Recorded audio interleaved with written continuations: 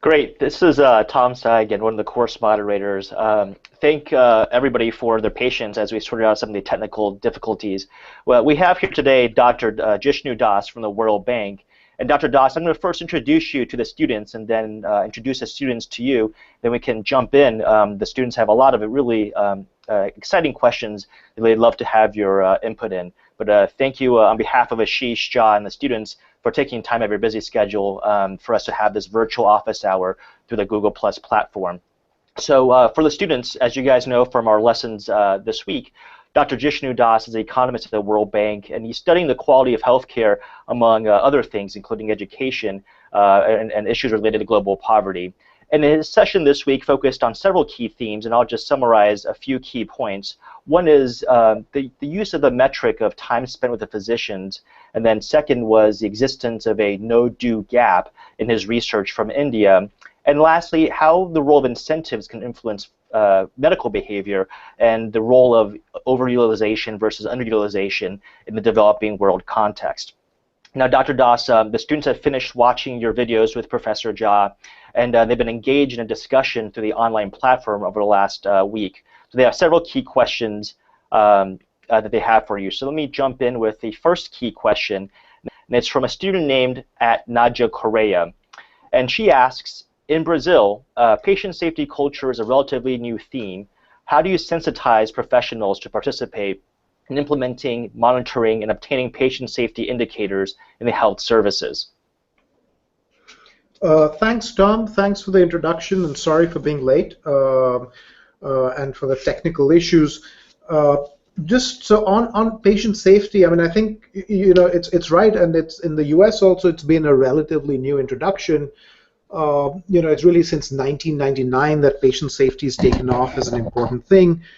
And I think the most important insight has really been that it's not, it's that, to paraphrase the Institute of Medicine report, to err is human, right? So I think the problem has not been that doctors are callous or doctors don't do their jobs or they don't care about patient safety.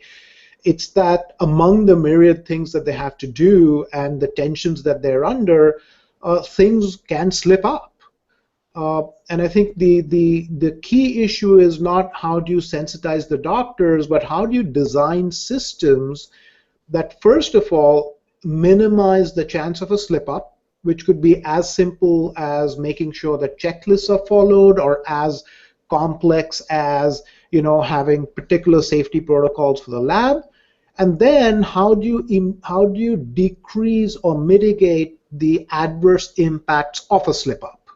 Right? So, for instance, it is the case that people get stuck with needles when they shouldn't have been. And you can mitigate that risk immediately by putting people on prophylactic antibiotics that could guard against certain kind of infections. So I think that's been the way to think about it, which is really design systems where the likelihood of error goes down, because it's not that they're bad doctors and good doctors, but that during the course of a day or a week, everybody is going to slip up sometime. And then how do you actually mitigate the risks from a slip-up once they happen? Great, thank you for that really thoughtful answer. I'm going to push you a little bit and ask a follow-up question, and then we'll jump back to the questions the students asked. And there's, I sense a tension between, in quality improvement and patient safety, between systems-driven approaches versus the role of sort of physician or personal responsibility in the care of the patients. How do you think that tension plays out? Is it a stage where we first have to get the system working first, and then we can sort of then focus back on the individual responsibility aspect of healthcare, or can they sort of work in parallel tracks? I think, Tom, the question really here is the way that these systems are designed to work is through individual responsibility, right? Mm-hmm. So I think when you put it as an either-or question, there's this false dichotomy between what's individual responsibility and what's a system, whereas the way you want to think about it is really in terms of how can I devise a system that incentivizes individual responsibility, right? Great. So we want to work on both always together in a way. Okay, great. I think that's a really important insight. I'm going to jump back to the students' questions. And we have one of the first ones is actually specific to some of the empirical parts of your research. I think a lot of the students are fascinated in learning about the role of standardized patients in your research. So this question comes from Ben Rebelito. And he asks, I am interested in duplicating your study methods and applying them to my own local healthcare system. In particular, how did you train your pseudo patients? So Ben, it's a pretty long process and a pretty tedious one, but it's usually about 150 hours of training for these guys, and we're now starting to understand what are the elements of the training that are critical. I'd be happy to share a bit of a manual that we've put together, but do remember that this is at the moment. This should come with a don't try this at home warning.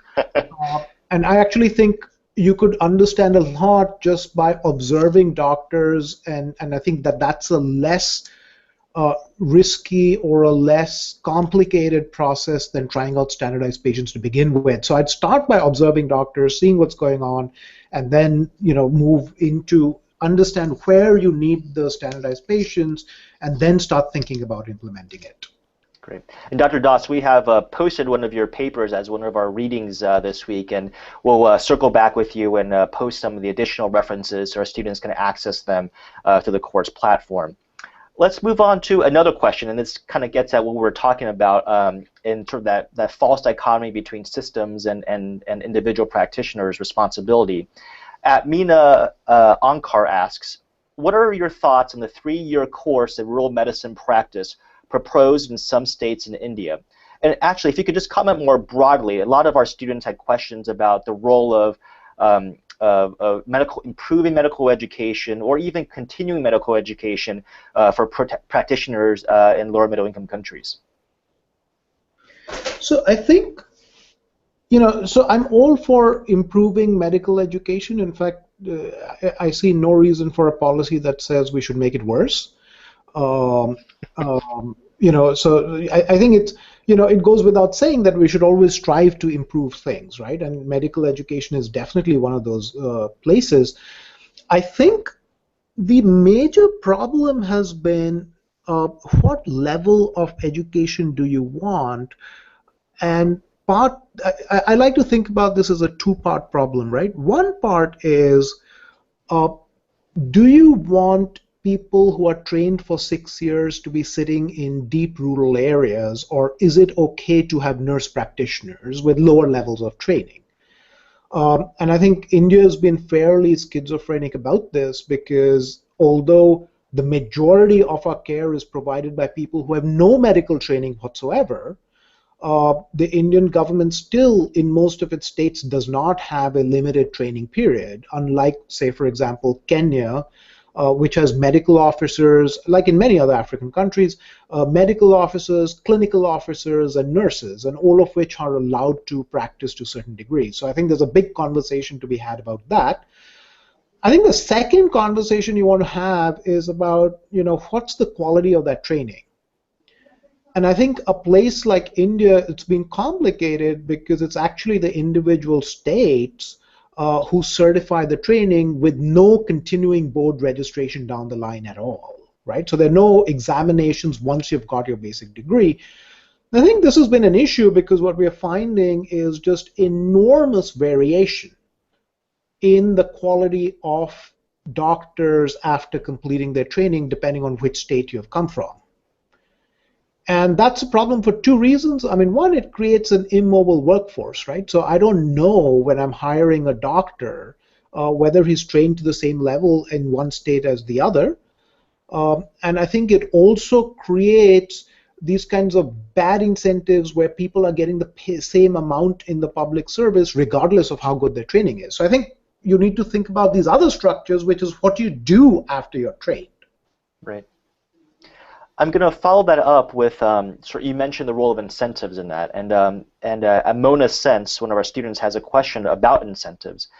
She asks, in measuring healthcare quality in lower middle income countries, how do you deal on a day-to-day basis with trained doctors who are not putting in any effort? So I'm going to rephrase that a little bit. Is say you have a high quality physician, what's the role of actually incentives to make sure that physician is achieving the right outcomes? So what's the right stick?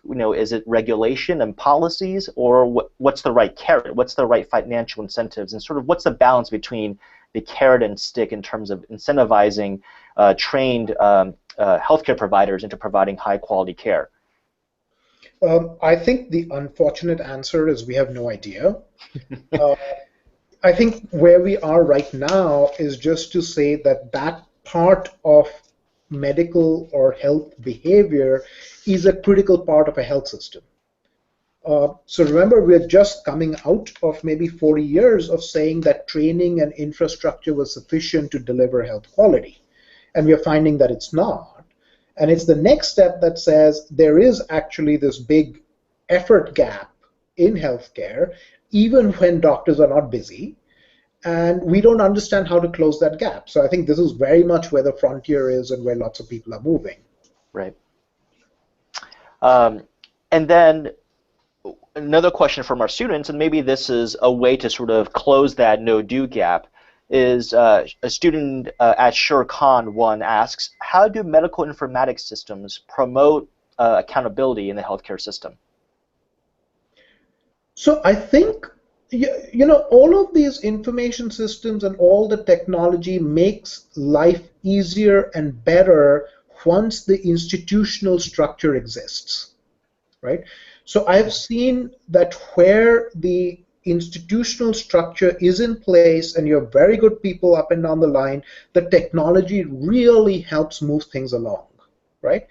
Conversely, the technology is not a substitute for poor institutions, right? So I've also seen places where, a district government has introduced biometric identification and fingerprinting for attendance, and within about a month, it's completely bypassed because two of the machines are broken and the line is 700 people long, and therefore they decide not to do it, right? Right. So I think what we're increasingly finding is if the institutions are in place, the technology really helps, but the technology is not a replacement for the institution. Right. And on a related note, as you're aware, this week 2 of our course contrasts your lectures with the lectures from Nick Klasinga from the OECD. And Nick spoke a lot about the role of standardizing quality metrics using administrative claims among the OECD countries. Now, obviously, there's a very big difference culturally, economically, infrastructure-wise between the OECD countries that Nick was mentioning in terms of the robustness of the data infrastructure and technology versus some of the countries that you've done a lot of your empirical work in. What are your thoughts about that? And is this another disparity that's emerging in global health? And if so, what are the best ways to sort of kind of build the technology, build the infrastructure, but while at the same time bridging that no-do gap that you so well eloquently described? Yeah, I mean, I think, so most of our data on quality in a place like the US comes from insurance claims data in the 2 federally administered insurance programs, which in the US are called Medicare and Medicaid, and they are for the old and for the older population and for the poorer population. I think let's be very clear about the fact that in the US even we do not have good data on quality of primary care, for instance. Right? That really comes from the National Ambulatory Survey, and that's as much work, right? And in fact, it's worse quality data than we get with, say, our standardized patients in the low-income countries. Right. I think there is a huge gap in the hospital claims data, but even before that, there's a massive gap in what we call vital stats, right? Which is just recording of births, deaths, and vital events. So I know that the World Bank and a lot of partners are now working very hard around the world in trying to make sure that vital registration and vital stats are the first things to move on and that they are put in place over the next 15 to 20 years. So it's a gap that's being worked on. I'm just not, I think that we'll start to see some claims data come. We've seen a lot come in from India and it's improving. Uh, but that's going to take a while, right? Because we really don't, again, have any structures in place for understanding what these claims data mean. Right. Just to reiterate your point, I'm currently working as an advisor in the Department of Health and Human Services, in the U.S. government, and you're right. We often point to how great the Medicare claims data is, but on a very important part of the federal healthcare system in Medicaid, the robustness of the data just aren't there, and you have 50 different states all working together with the federal government. So I think it's easy to sort of create, again, another false dichotomy of the robustness of data and metrics in the developed world. But I think even here, among certain populations, we're still struggling with sort of how best to measure the care that our patients are receiving in the United States. Let me move on to some other questions that the students have asked. And one of these popped out at me, and it's at Joy Solo. And she asked, can you share the World Bank's trajectory for addressing issues of healthcare quality in the next 10 years? I No, not because no, because not because it's confidential or anything, but because I think it's an evolving process. I mean, I think Right. quality is just starting to get on the agenda in a big way. There's a big push towards this kind of universal health coverage, and everybody is working hard to see where quality fits into this. And if you think about policy as being three questions, which is understanding whether there's a problem, understanding whether you can measure it, understanding whether there's a problem, and understanding whether there's a solution and what it is, we've, I think, got a good handle on the first two, and we're just now starting off on saying what are the potential solutions. So I think the strategy is very much at the moment that we need to measure and understand this a lot better before we start thinking about the problem as a nail when it could very well be something else. So I think we're still at the stage where we're trying to understand in different countries what's the structure of the problem, and then starting to experiment slowly with potential solutions in one or two places. Right. And to build off of that, the global health space is relatively crowded. There's NGOs, there's both local and sort of multinational, and there's sort of larger organizations, the UN and sort of other organizations that are involved in global health. What do you think the unique role of the World Bank is relative to all the different organizations that share a very common goal? So, the way I'd like to think about it is, the place at the World Bank, what's very interesting is that we bring together a diverse group of people and are able to use expertise from other institutions as and when we need them, right? Mm-hmm. So think about it this way, which is, in global health in particular, there's a massive domination of people who understand medicine very well, right? And if you contrast that with the US, I would say, is a combination of people who understand medicine very well, right?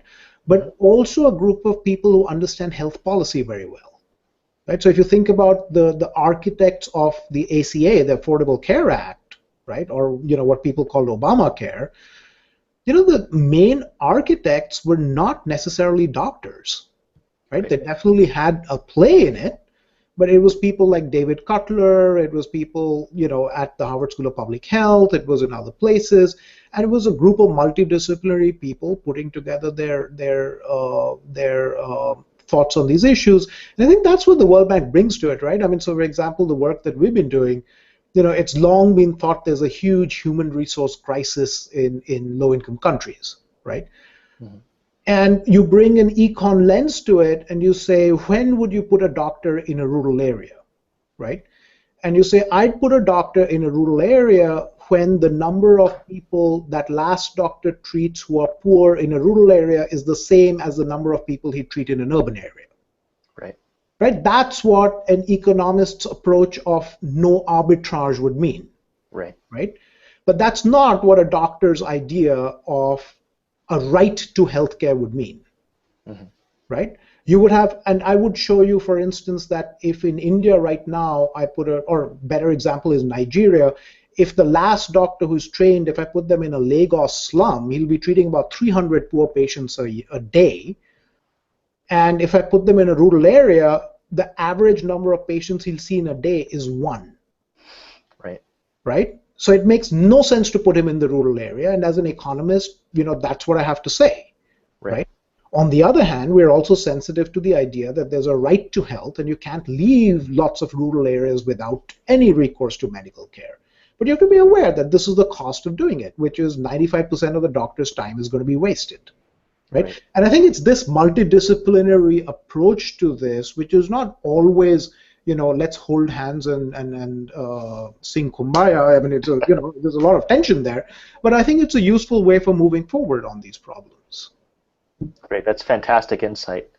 I'm going to switch gears a little bit and move it sort of back to a bit more narrow discussion, or specific discussion rather, on quality measurement. Javier Lopez asks, I'd like your opinion about composite indicators as a tool to measure quality. For example, a U.S. index of hospital safety or a score. So what do you think is the role of composite versus specific metrics? And just to kind of put this in context, our students have been thinking this week about, along the Donabedian framework of structure, process, and outcomes. Is there a way of sort of finding a composite across all the domains, or should we use a toolkit of multiple metrics across the different domains?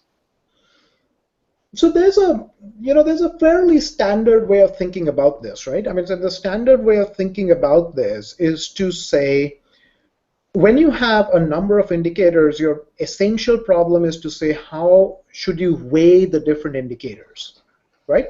Right. So imagine that I have two indicators, which are, did the doctor wear his gloves and did he use a sterile injection, right? Then the question is, should I weigh each of them half and half? Should I give them equal weight? Should I only care about the injection, not about the gloves? How do we do this, right? And the answer is, if you have the data, the answer is pretty simple. It says, I will weigh each of these indicators in proportion to the importance for what I really care about, right? So imagine what I really care about is infections, hospital-acquired infections, right? And I can show you, so now I've got hospital-acquired infections on my left-hand side of a regression model. I've got, did the doctor wear gloves on the right-hand side, and did he use a sterile injection on the right-hand side, right? Mm-hmm. And I can show you that what matters, the only thing that matters for hospital-acquired infections is whether the doctor wore gloves and not whether he used sterile injections, right? I'm just making this an absurd example. Sure. Point. Then I would weigh sterile injections at 0, right? And hospital, and gloves, did the doctor wear gloves? I would give it all its weight. Right. And that's the way you should, ideally do it. Now, the problem is, what happens when you have things on the left-hand side that are also many, many, many things? What if you say, I not only care about hospital-acquired infections, I also care about patient satisfaction, right? And it turns out that when you did hospital-acquired infections, it was only whether the doctor wore the gloves. When you did patient satisfaction, the only thing they cared about was, did they get a sterile injection, right? Then you have a problem, right? And there is no solution to this problem. In my work, I find it much more useful, and this is this whole literature that we call sufficient statistics, which is, how do you take big data, how do you take a lot of pieces of information and distill it into the 2 or 3 pieces that are enough to describe the entire data. Right. Right? And the fundamental result is, yes, in some cases you can do that, in others you can't. Right? The mistake I think that I want to avoid is to say that a false distillation of that data, right? When it actually loses information is a useful distillation, right? You'll often hear the statement that, oh no, we need to make a composite index because the stakeholders and the policymakers won't understand it otherwise. And I think that does enormous discredit to the stakeholders and the policymakers, because these are not people, these are some of the most sophisticated people in the world that you're dealing with. Right. If you really tell me that they can't understand that gloves matter and injections matter, and here are the numbers on these two, right? I think then we have a serious problem. Right.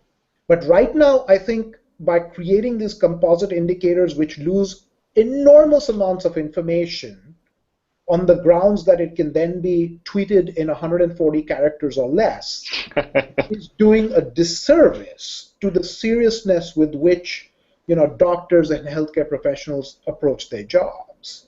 Right. And I think we should be very careful with doing that distilling only when we can show that the loss of information from doing so is very small. I agree completely. I think we may also may be live tweeting this too, so I hope our 140 characters are not losing too much signal to noise in what you're trying to convey. Wait, I can distill that into a short answer. Don't do it. Exactly. And then that'll be our new hashtag for the course. Yeah. But I want to push you a little bit further, or rather, I want to explore this issue a bit more. So there's sort of a two-part question here for me, and one is, so this should be, I guess, would you agree that this should be a periodic process of sort of reweighting the factors or the right-hand variables that sort of, or even sort of the what you actually consider your outcomes are. So should this be a periodic, or is it even just a continuous process? And then the second question is, there's also this inherent tension, and again, this may be a false dichotomy again, which also may be the theme of this lecture, is for the presentation of false dichotomies. But it occurs to me, though, there's a tension between wanting to standardize metrics and in order to do comparative quality, and the other side of the coin is the need for sort of more local and nuanced decisions and prioritizations of what's important in a local context. The weighting you described. So first of all, is this a continuous process? And then second is, how do you balance the tension between the need to sort of reweight in a very local level versus the need to sort of standardize either through composites or indicators or not in order to compare across countries? So the way I think about it is, I like to think about what's the ultimate outcome we're interested in, and then start thinking about which of these measurements are actually outcomes and which of these are actually inputs into those outcomes, right? And I think my main worry with the measures we were coming up with again and again before we started using the standardized patients was that these were really input measures, the doctor's knowledge, the doctor's effort, right? And you wanted them on the right-hand side, right? But to explain what, right? And I think the right thing to try and explain eventually is the health of the population. Right. Now, the problem with the moment you go down the health of the population line is we know, for example, in India, the health of the population at this time is going to be largely driven by making sure that people use toilets, right? And that open defecation goes down, and that people are drinking water that on average is not contaminated with, levels of pesticide and fecal matter that are 7,000 times the highest permissible levels, right? Right. But in a sense, that's not a doctor's job. Right? You could do with presumably less training than 6 years. Right. Not necessarily the implementation, but understanding that idea. Right. And I think with the standardized patients, it's reasonable to say that my ultimate outcome is if I send somebody with chest pain to you, the system should pick up more than 90% of the times that this guy needs to go in for further tests, right? Right. On the right-hand side, there might be knowledge, there might be effort, there might be, did the guy wear gloves, did the guy wear anything else?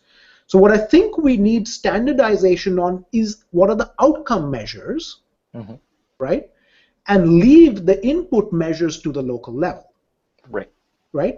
So for instance, in one hospital, it might be that they say, oh, our numbers were awful, only 20% diagnosed, right? And it turned out that that was because the doctors are absent regularly and the guys who are actually seeing them are the nurses, right? Right. And presumably they'll come up with a completely different solution than another place which says only 20% diagnosed, the doctors were there, but it turned out they were all graduates of this medical college, right? And the training there was really poor, Right. right? And that's kind of what I would like to think about, which is let's have standardization on the left-hand side on the outcomes, but let's leave how you get there to the local levels. I've personally never thought of it that way, and I think that's a fascinating and a very useful sort of approach is to understand the questions. That's so I think for me that's actually been very useful as well. I'm sure the students found that very useful. I'm going to take a brief pause and explain to the students who've come from a variety of different backgrounds sort of what you mean by a right hand and left hand. So just for the students out there, what Dr. Das is referring to is on the right-hand side, other terms that we may use in other disciplines may be independent variables, and then left-hand side may be the dependent variable or the outcomes. So for those from a medical background, we often think in terms of exposure or outcomes. So the things on the right-hand side may be the exposure or the treatment, along with sort of all the variables are associated with sort of what you're trying to study, the patient or the hospital system. So when he refers to left-hand side, he's talking about sort of the dependent variables that are influenced by all the independent variables on the right-hand side of the equation. So that's a really great conceptual framework, I think, for me, but I'm sure for all the students as well.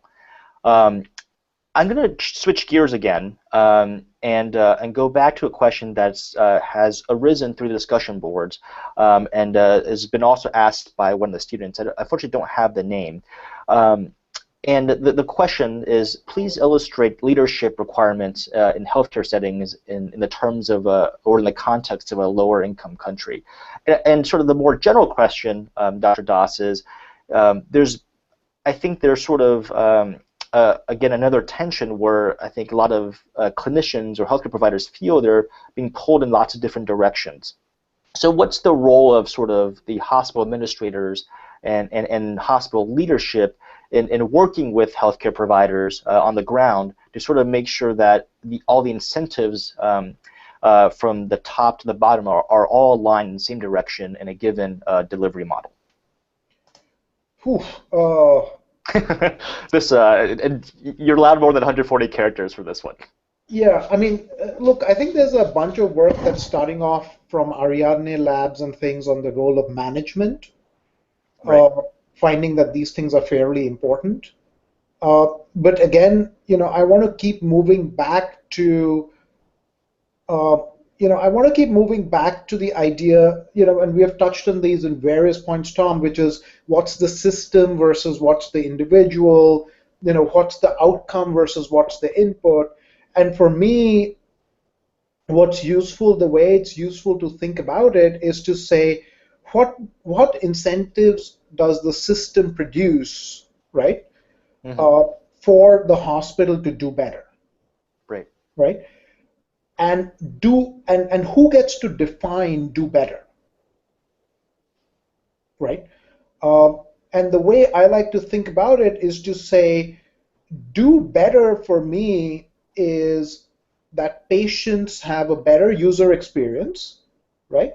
When measured through various things that they care about.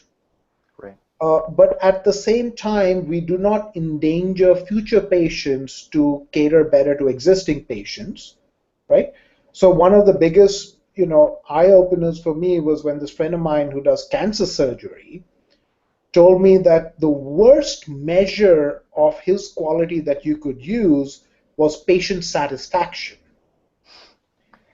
And I said, why is that? And he said, well, look, I do cancer surgeries, and my patients want morphine all the time, right? And as a doctor, I don't want them to get addicted to morphine, so I say no, right? And they give me 0 on my satisfaction ratings, and I won't change that, right? So I think we have to recognize that what's hard about medical care is balancing the fact that patients at times may want things that are not good for them, right? Right. Objectively speaking. And that has to be balanced against the fact that unless you give some power of judgment to the patients, right, you're setting up a system for failure, right? So I think a lot of the research that we're trying to do is to say, can we carve out the minimal space that we need for administration to ensure that these kind of practices that are harmful to patients, whether because of ignorance or whether because of active demand, are restricted, but at the same time the system creates incentives for doctors to do better, Right.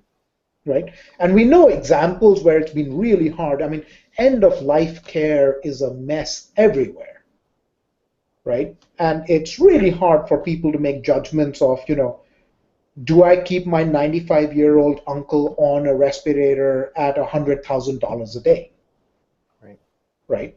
And at some stage, the administration has to kick in.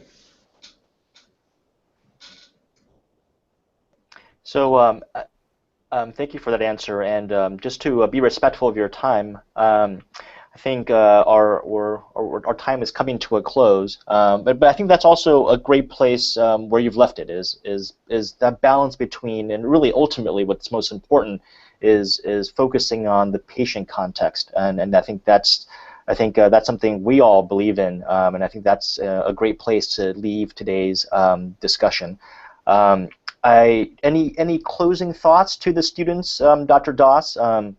If there was sort of one take-home lesson besides the don't do the standard global metric of quality, what's the one take-home lesson you would share with our students in the few remaining minutes that we have? I think my big take-home lesson is a very personal one, which is trust yourself when you visit the doctor, and and really, in whatever way and wherever you start interacting with health systems, do privilege patients, whatever backgrounds they might be from, and listen to their stories. I mean, I think that's kind of one of the most important things that's coming out. That's fantastic. On behalf of Ashish Jha, as well as all the students of the course, thank you for taking time out of your busy schedule and to experiment with us in this in the first time we're doing this live virtual office hour through the Google Plus platform. So thank you tremendously for sharing your insights through the course, but also through this hour.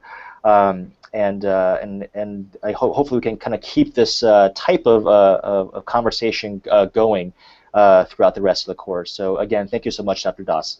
Sure thing, Tom. Thanks. Take care. Yep.